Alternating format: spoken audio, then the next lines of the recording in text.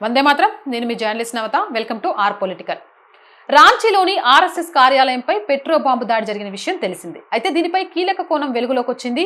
ఈ petro bomb దాడి వెనుక పాక్ ప్రమేయం ఉన్నట్లు తెలుస్తోంది. సంఘ కార్యాలయంపై దాడిలో పాల్గొన్న 3 నిందితులు పాకిస్తాన్ గూఢాచార సంస్థ ఐసిస్ తో సంబంధాలు కలిగి ఉన్నారని తెలుస్తోంది.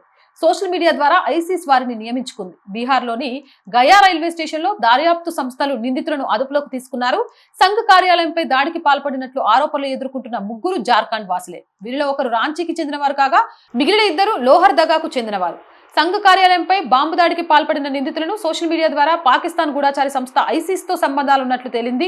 సంఘ కార్యాలయంపై దాడి చేయాలని వారికి సూచించింది ఐసిసేనని తెలుస్తోంది. ఆ ప్రదేశాన్ని క్షుణ్ణంగా పరిశీలించి రెక్కి నిర్వహించిన తర్వాత ఈ దాడి జరిగినట్టుగా తెలుస్తోంది.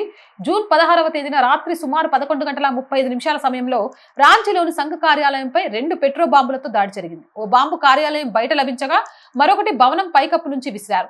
ఈ దాడిలో పాకిస్తాన్ ప్రమేయం ఉన్నట్లు వెల్లడైన నేపథ్యంలో దీని వెనుక షహజాద్ భట్టి మాడ్యూల్ హస్తం ఉండవచ్చునని అనుమానిస్తున్నారు. దర్యాప్తు సంస్థలు ఈ కోణంలో కూడా దాడిని పరిశీలిస్తున్నాయి.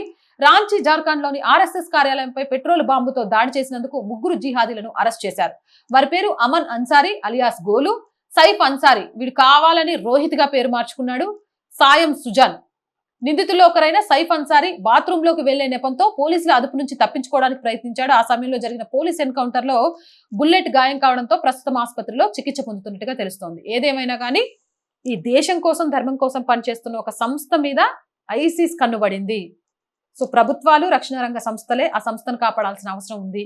ఇలాంటి సంస్థలు ఈ రోజు భారతదేశానికి చాలా చాలా అవసరం. కాబట్టి దేశాన్ని రక్షించే సంస్థలేంటి, దేశాన్ని భక్షించే సంస్థలేంటి అనేది తెలుసుకోండి.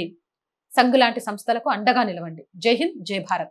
అండ్ మోర్ వీడియోస్ కోసం R group of channels, R voice, R political, R Sanskriti మూడింటిని వెంటనే సబ్స్క్రైబ్ చేయండి. అలా కంటెంట్ బాగుంది అనిపిస్తే లైక్ చేయండి, షేర్ చేయండి. మీ అభిప్రాయాన్ని కామెంట్ చేయండి. ఆర్థికంగా సపోర్ట్ చేయాలంటే స్క్రీన్ మీద గూగుల్ పే, ఫోన్ పేతో పాటు అకౌంట్ డీటెయిల్స్ ఇచ్చాము. మీకు తోచిన సహాయాన్ని అందించండి. వ్యాపార ప్రకటనల కోసం 8328500576 నెంబర్ని సంప్రదించండి. జై హింద్, జై భారత్.